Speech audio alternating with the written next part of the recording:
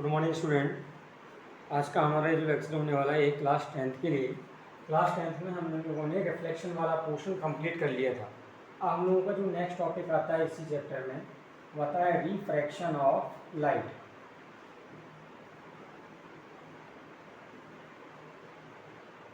Refraction of light की अगर हम डेफिनेशन की बात करें तो इसकी डेफिनेशन देखिए, अभी तक हम लोगों ने पिछले लेक्चर में ही बताया था, जहाँ हम लोगों ने रिफ्लेक्शन को डिस्कस किया था। तो रिफ्लेक्शन में हम लोगों ने ये पढ़ा था कि बेसिकली लाइट रे एक सरफेस पर इंसिडेंट होती है, देन उस सरफेस से रिफ्लेक्ट होकर जिस मीडियम से आ रही है उसी मीडियम में रिटर्न हो जाती है। लेकिन रिफ्रैक्शन का फिनोमेना थोड़ा सा रिफ्लेक्शन से हट से। अब यहाँ पर क्या होता है कि light ray one medium to another medium pass हो जाती है। जैसे फॉर एग्जाम्पल सपोज यहाँ से लाइट रे आ रही है, यहाँ पर कोई ट्रांसपेरेंट ग्लास है, लाइट रे ट्रांसपेरेंट ग्लास के अंदर एंटर करेगी, उसको क्रॉस करके दूसरी साइड निकल जाएगी। तो ये जो फिनोमेना है ये किससे रिलेटेड है? रिफ्रैक्शन से।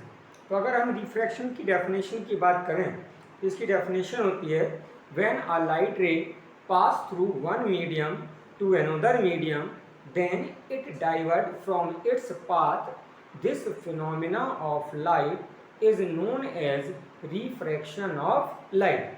कहने का मीनिंग कि अगर सपोज कोई भी लाइट रे किसी एक मीडियम से किसी अदर मीडियम में ट्रेवल करती है, ठीक, क्या बोला गया कि अगर कोई लाइट रे किसी one medium to another medium travel करती है तो वो लाइट रे अपने पाथ से डाइवर्ट हो जाती है। लाइट के इसी फिनोमेना को ही बोला गया है रिफ्रैक्शन ऑफ लाइट। तो अगर हम इसकी डेफिनेशन की बात करें हम क्या बोलेंगे? व्हेन अ लाइट रे pass through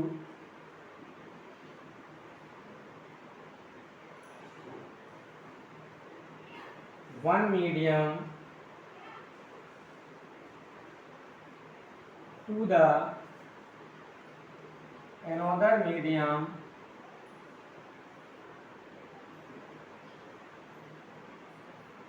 then it divert from its path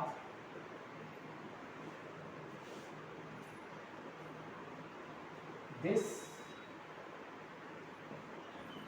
phenomena is known as refraction of light। क्या बोला है कि अगर लाइट रे किसी एक मीडियम से अदर मीडियम में पास होती है तो वो अपने पाथ से डाइवर्ट हो जाती है।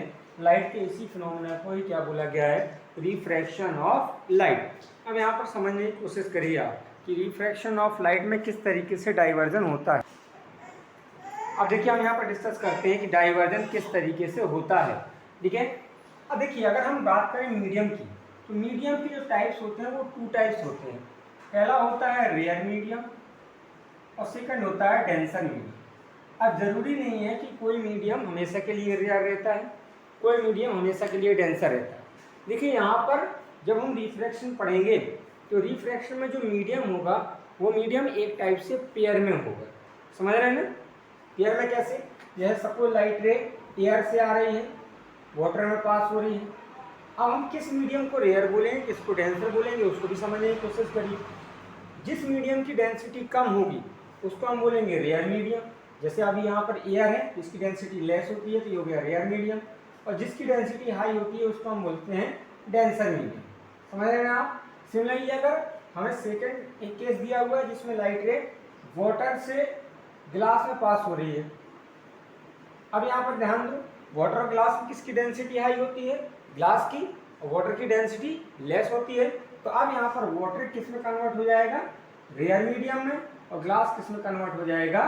डेंसर मीडियम में। समझ रहे हैं ना आप? जरूरी नहीं है कि कोई मीडियम जो है वो मीडियम हमेशा रेयर मीडियम रहे या फिर डेंसर मीडियम रहे। इतना समझ में आ गया?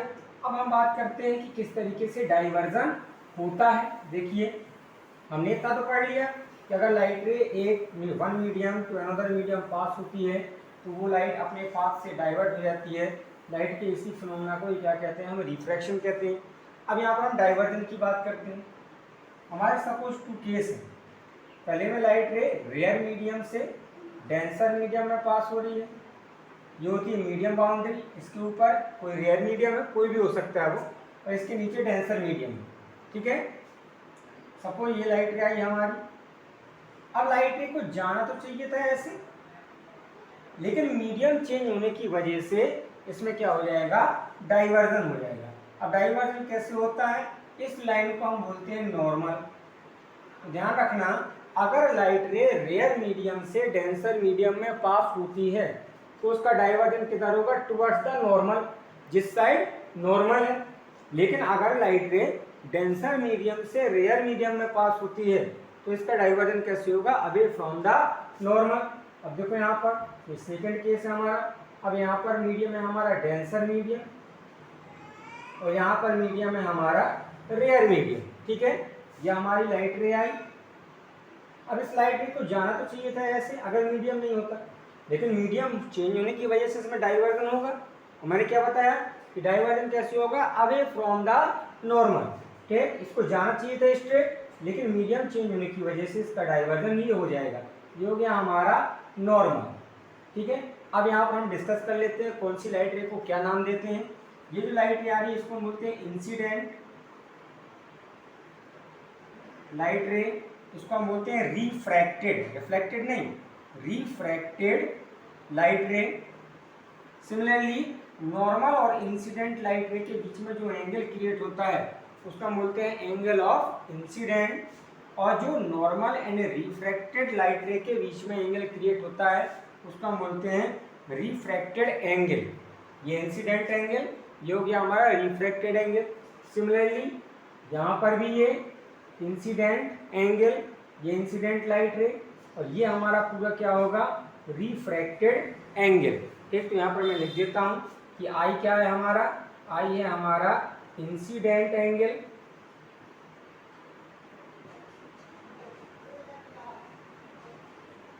तो आर हमारा क्या है यहाँ पर, रिफ्रैक्टेड एंगल।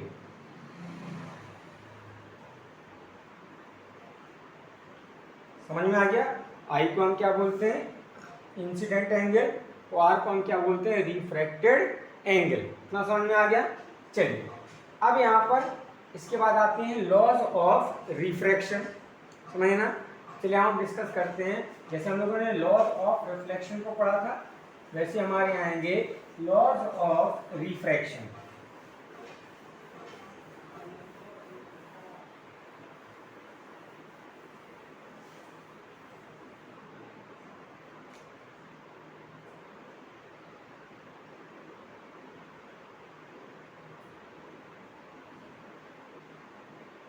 इसमें भी रिफ्लेक्शन की तरह टू लॉज होते हैं। फर्स्ट लॉ है हमारा, in refraction incident light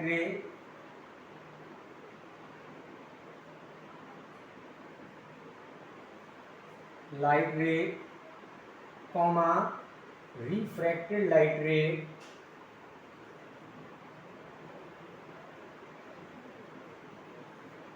and normal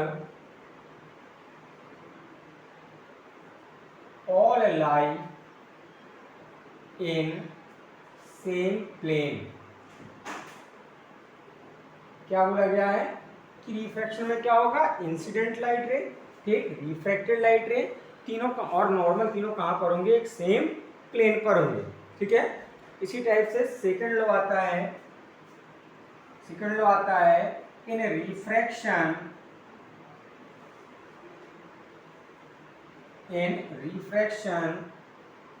the ratio of incident and so the ratio of sin of, कौन सा वाला साइन, साइन कॉस्टेंट वाला, ट्रिग्नोमेट्री वाला sine, sine of incident angle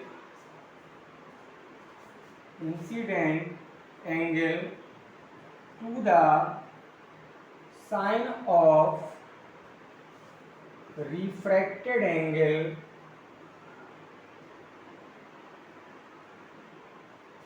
always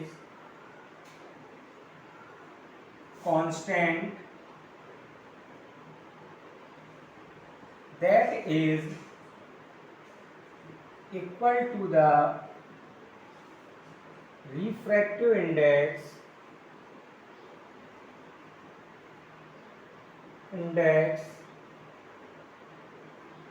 of medium. क्या बोला गया हमें, किस किस का रेशियो, रिफ्रैक्शन में इंसिडेंट एंगल के साइन और रिफ्रैक्टेड एंगल के साइन, ठीक है। इंसिडेंट एंगल हमारा आई, रिफ्रैक्टेड एंगल हमारा आर। क्या बोला गया, इन दोनों का रेशियो हमेशा क्या रहता है, कांस्टेंट रहता है, और वो हमेशा किसके इक्वल होता है, मीडियम के रिफ्रैक्टिव इंडेक्स के इक्वल होता है। अभी मैं आपको बता दूंगा कि रिफ्रैक्टिव इंडेक्स आखिर होता क्या है, ठीक है ना। यहाँ से स्टेटमेंट के अकॉर्डिंग आ जाएगा हमारा sine I upon sine are is equal to the constant, यहाँ से साइन आई अपॉन साइन आर ये किसके इक्वल होगा, म्यू। म्यू क्या है हमारा, रिफ्रैक्टिव इंडेक्स, समझ गए। अब यहाँ पर ध्यान रखना, ये जो लॉ आया है, इस लॉ को एक दूसरे नाम से भी जाना जाता है। वो नाम कौन सा है, स्नेल्स लॉ। आपसे एग्जाम में अगर पूछा जाएगा सेकंड लॉ को, तो वो इसी नाम से पूछा जाएगा कि बताइए स्नेल्स लॉ क्या होता है। स्नेल्स लॉ को आप डिस्कस कीजिए। तो हमें पहले क्या करना है, पहले उसका पूरा स्टेटमेंट लिखना है। स्टेटमेंट हमारा क्या आएगा कि in refraction the ratio of sine of angle of incidence to the sine of angle of refraction is always constant, that is equal to the refractive index of medium sin I upon sin R is equals to constant। यहाँ से हमारा sin I upon sin R equals to आ जाएगा mu. किसी किसी book में यहाँ पर n भी गिवन होगा, ठीक है।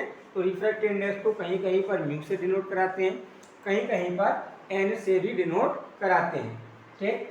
अब इसके बाद आ जाते हैं हम नेक्स्ट टॉपिक में। नेक्स्ट टॉपिक है हमारा रिफ्रैक्टिव इंडेक्स।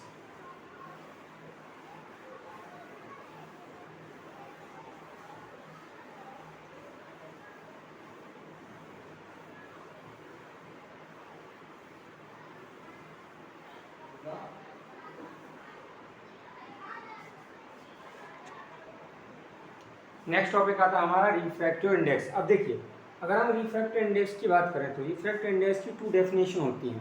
डेफिनेशन क्या है, अगर हम इसके प्रैक्टिकल मीनिंग की बात करें तो वो डिफरेंट होता है, अगर हम इसके थ्योरेटिकल डेफिनेशन की बात करें वो डिफरेंट होती है। देखिए, रिफ्रैक्टिव इंडेक्स हमारा क्या होता है कि मीडियम की डेंसिटी से रिलेट करता है। कि हमें 2 मीडियम गिवन है, मतलब कहने का मीनिंग कि हम बोल सकते हैं कि किसी भी मीडियम की जो डेंसिटी है वो किसी अदर मीडियम के रेस्पेक्ट में क्या है, कितनी है, उसको कौन डिफाइन कराता है, रिफ्रैक्टिव इंडेक्स। अब यहाँ पर रिफ्रैक्टिव इंडेक्स के 2 टाइप्स होते हैं। पहला टाइप क्या होता है हमारा, absolute refractive index. Absolute refractive index. देखिए, इसकी डेफिनेशन की अगर हम बात करें तो डेफिनेशन होती है कि the ratio of speed of light to the vacuum and speed of light in medium is known as absolute refractive index. तो सुनिए क्या definition, the ratio of speed of light in vacuum to the speed of light in medium is known as absolute refractive index. अब यहाँ पर हम बात करें, क्या बोला गया है, किस किस का रेशियो, लाइट की वैक्यूम में स्पीड एंड मीडियम, कोई भी मीडियम गिवन है, ग्लास है, वाटर है, किसी भी मीडियम में उसकी जो स्पीड होगी, इन दोनों का जो रेशियो होगा उसी रेशियो को ही हम क्या बोलेंगे, एब्सोल्यूट रिफ्रैक्टिव इंडेक्स। अगर हम प्रैक्टिकल मीनिंग की बात करें तो हम बोल सकते हैं किसी भी मीडियम की डेंसिटी एयर या फिर वैक्यूम के रेस्पेक्ट में जो होगी उसे हम क्या बोलेंगे, उसे ही बोला जाएगा एब्सोल्यूट रिफ्रैक्टिव इंडेक्स। तो हम इसकी डेफिनेशन लिखेंगे। इसकी डेफिनेशन क्या जाएगी, the ratio of speed of light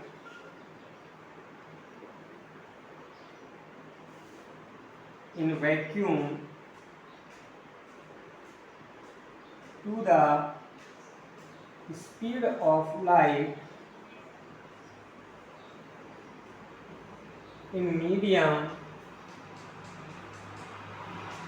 is known as absolute refractive index of it is denoted by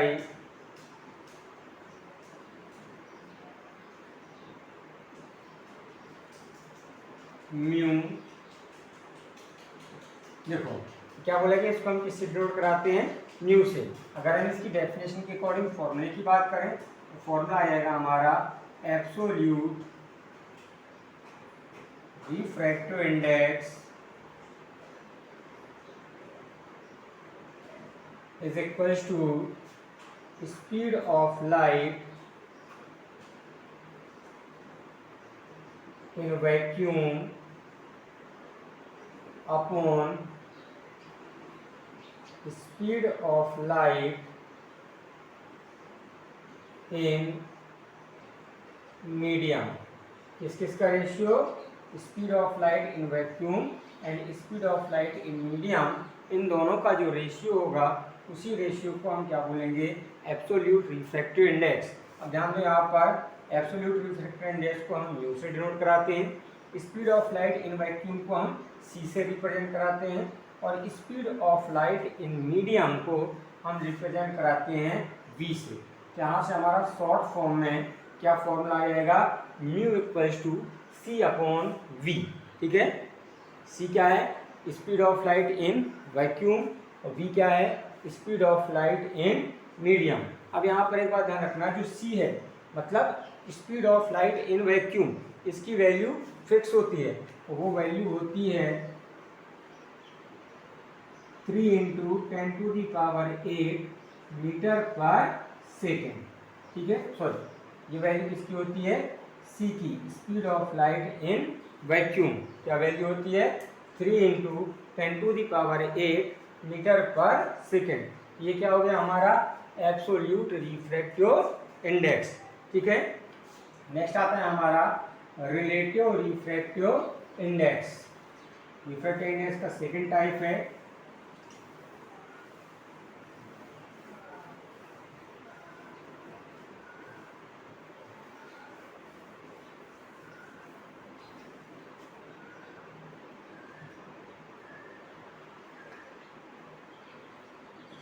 relative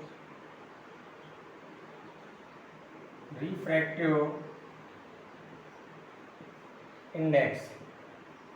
समझो, देखिए हम लोगों ने एब्सोल्यूट में क्या पढ़ा था, किसी मीडियम का रिफ्रैक्टिव इंडेक्स या तो वैक्यूम या फिर एयर के रेस्पेक्ट में।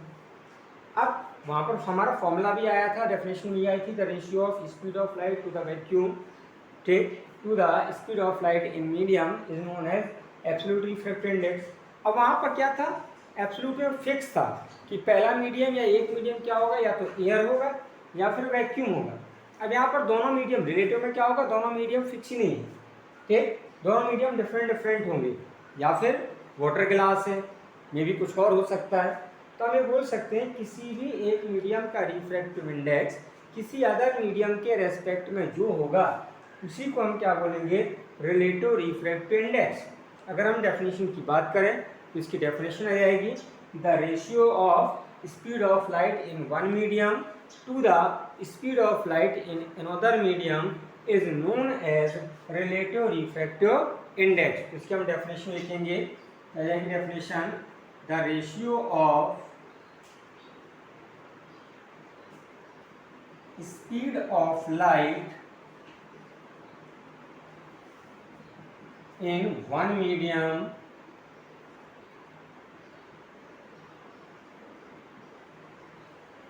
to the speed of light in another medium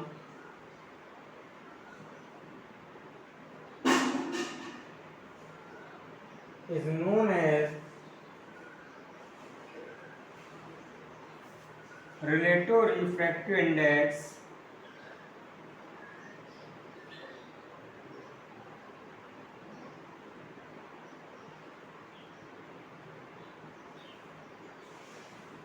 it is denoted by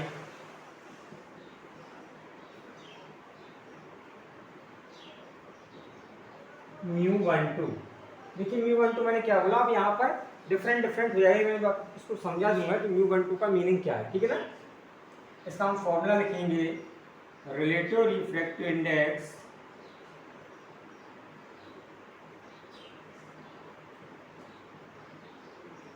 index is equals to speed of light in one medium upon speed of light in other medium। ठीक, यहाँ से हम इसको μ12 से represent कराते हैं। Suppose कर लिया फर्स्ट मीडियम में स्पीड लाइट की v1 है, सेकेंड मीडियम में v2, तो हमारा ये शॉर्ट फॉर्म में क्या आएगा formula, μ12 is equals to v1 upon v2। चलिए अब मैं आपको डिस्कस करा देता हूँ कि μ12 किस तरीके से हम लिखते हैं, ठीक है, किस तरीके से μ12 लिखने का तरीका क्या है, देखिए समझने की कोशिश करिए। जैसे सपोज फॉर एग्जाम्पल हमारा यहाँ मीडियम एयर है, यहाँ ग्लास है, ठीक, लाइट रे हमारी ये आई, ये इसका डाइवर्जन हो गया, ठीक, तो लाइट रे अभी हमने लिखा यहाँ पर म्यू, ध्यान रखना, तो लाइट रे जिस मीडियम से आ रही है वो मीडियम आगे, ठीक है, और जिस मीडियम में जा रही है वो मीडियम पीछे, ठीक, जैसे कि यहाँ पर इस तरीके से है, यहाँ वाटर है, ठीक, यहाँ पर ग्लास है, अब लाइट रे इस टाइप से आ रही है, किससे आ रही है, वाटर से, तो हम इसको लिखेंगे कैसे, ये म्यू, यह हो गया हमारा म्यू, किससे आ रही है, वाटर से, यह हो गया वाटर, किस में जा रही है, ग्लास में, तो हो गया हमारा ग्लास, क्या आ जाएगा, म्यू डब्ल्यू जी, समझ आया ना, इसको लिखने का तरीका क्या होता है। अब इसके बाद नेक्स्ट टॉपिक आता है हमारा, नेक्स्ट टॉपिक के पहले हमारे एक नोट है,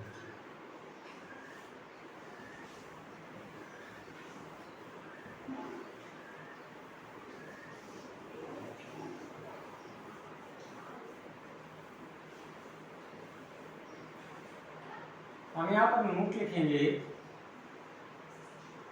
नोट हमारा क्या है कि when a light ray pass through two or more than two parallel medium boundaries and if the medium of incident light ray and emergent light ray is same, then incident light ray and emergent light rays are parallel to each other. कहने का meaning क्या है कि अगर कोई light ray two or more than two parallel medium boundaries से pass हो रही हैं, जो जिन मीडियम बाउंड्री से पास हो रही है वो कैसे हैं, पैरेलल है। क्या बोलेगा कि अगर कोई light ray two or more than two parallel medium boundaries से पास हो रही हैं, तो उस केस में इंसिडेंट लाइट रे और इमर्जेंट मीन्स जो फाइनली बाहर निकल के जा रही है, इमर्जेंट लाइट रे दोनों क्या होंगी, हमेशा एक दूसरे के पैरेलल होते हैं। पहले हम यहाँ पर स्टेटमेंट लिखते हैं कि when a light ray pass through two or more than two medium boundaries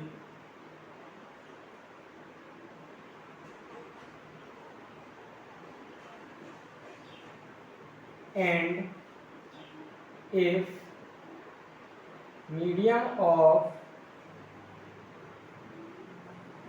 incident and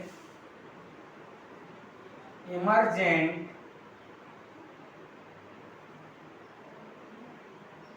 light rays are same, then incident and emergent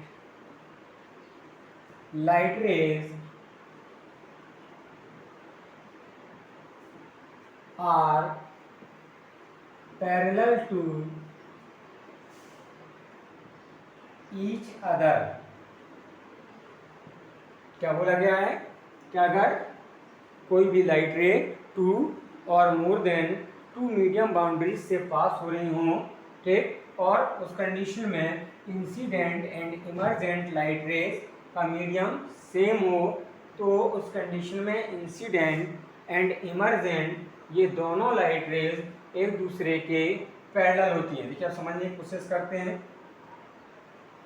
suppose यहाँ पर हमारा मीडियम एयर है, यहाँ पर हमारा मीडियम वाटर है, और यहाँ पर मीडियम हमारा ग्लास है। देन फिर इसके बाद यहाँ पर मीडियम फिर से क्या आ गया, हमारा एयर आ गया। ठीक है, यही हमारी इंसिडेंट लाइट रे नॉर्मल किधर जा रही है, फ्रॉम रेयर टू डेंसर, किधर जाएगी, वेंड होगी टुवर्ड्स द नॉर्मल। ठीक है, फिर से अब यहाँ पर लाइट रे रेयर से डेंसर में पास हो रही है, फिर से किधर डाइवर्ट होगी, टुवर्ड्स द नॉर्मल। अब यहाँ पर देखो, ठीक, अब लाइट रे ये ग्लास है, ये एयर है, कहाँ से पास हो रही है, from denser medium to rarer medium. अब इसका डाइवर्जन कैसे होगा, अवे फ्रॉम द नॉर्मल। ठीक है, तो अब ये हो जाएगा इसका, ये होगी normal, away from the normal. अब जरा ध्यान से देखो, ये दोनों लाइट रेज कैसे होंगी, एक दूसरे के पैरेलल। यही हमारा नोट है। क्या बोला गया है कि अगर कोई लाइट रे कैसे पास हो रही है, 2 और more then 2 parallel medium boundaries से पास होती है, और उस कंडीशन में इंसिडेंट एंड इमर्जेंट, ये होगी हमारी incident,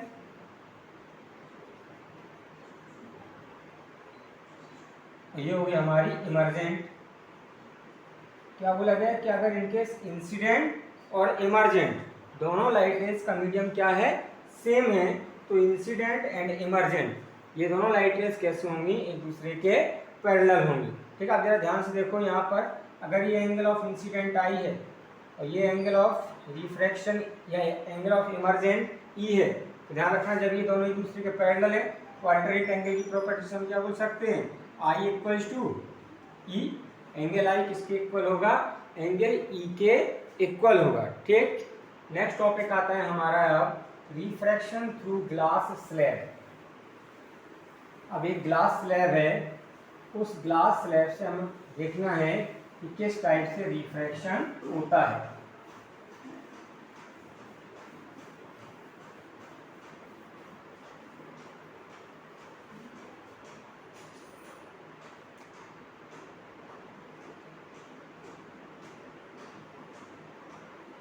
refraction through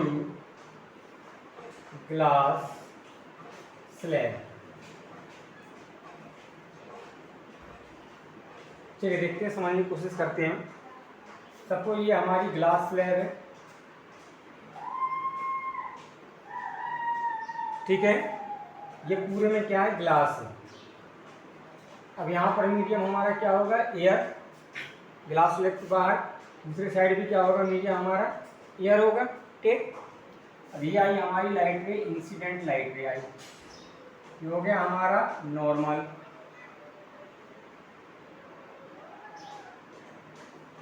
towards the normal bend होगी क्योंकि रेयर से डेंसर में आ रही है। ठीक, फिर से अब यहाँ पर क्या हो रहा है, यहाँ पर लाइट रे डेंसर से रेयर में जा रही है, अब इसका डाइवर्जन कैसे होगा, अवे फ्रॉम द नॉर्मल। दोनों अभी हमने पढ़ा दोनों। अब देखो यहाँ पर इंसिडेंट और इमर्जेंट दोनों का मीडियम क्या है, सेम है, और ये मीडियम बाउंड्री दोनों कैसे हैं, पैरेलल हैं, तो दोनों लाइट रेज कैसे होंगी, एक दूसरे के पैरेलल होंगी। तो ये एंगल अगर आई है और ये एंगल ई है, ठीक है,